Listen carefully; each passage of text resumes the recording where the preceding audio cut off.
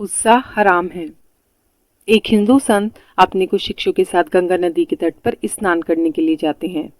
वहां पर उन्होंने देखा कि एक ही परिवार के लोग आपस में एक दूसरे पर क्रोधित होकर जोर जोर से चिल्ला रहे हैं। संत ने ये सब देखकर तुरंत अपने शिष्यों से पूछा कि क्रोध में लोग एक दूसरे पर चिल्लाते क्यों हैं।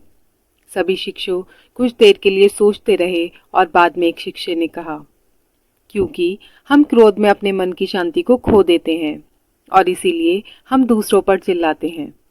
तभी संत ने उस शिष्य से कहा कि जब दूसरा इंसान हमारे पास या हमारे सामने खड़ा हो तो हमें उस पर चिल्लाने की क्या ज़रूरत है।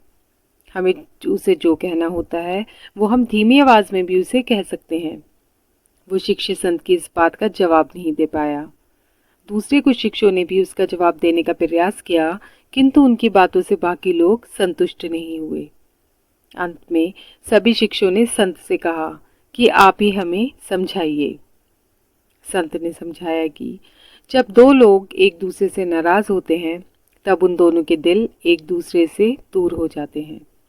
इस परिस्थिति में वो लोग एक दूसरे को बिना चिल्लाए नहीं सुन पाते।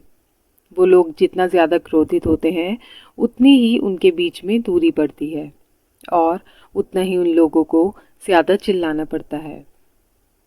जब दो लोगों के बीच में प्रेम होता है तब वो चिल्लाते नहीं हैं। वो लोग धीरे धीरे बात करते हैं क्योंकि उनके दिल बहुत ज़्यादा करीब होते हैं और उनको चिल्लाने की कोई आवश्यकता ही नहीं होती है।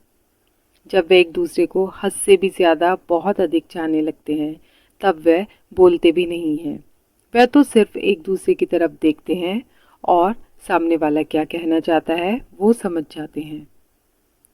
संत ने शिष्यों से ये भी कहा कि जब हम किसी से बात करें तब हमें ये बात ध्यान में रखनी चाहिए कि हमारा हृदय आपस में दूर न हो। हमें किसी से भी ऐसे शब्द नहीं बोलने चाहिए जिससे हमारे बीच की दूरी बढ़े। हमें चर्चा करनी चाहिए, बातें भी करनी चाहिए, लेकिन चिल्लाना नहीं चाहिए।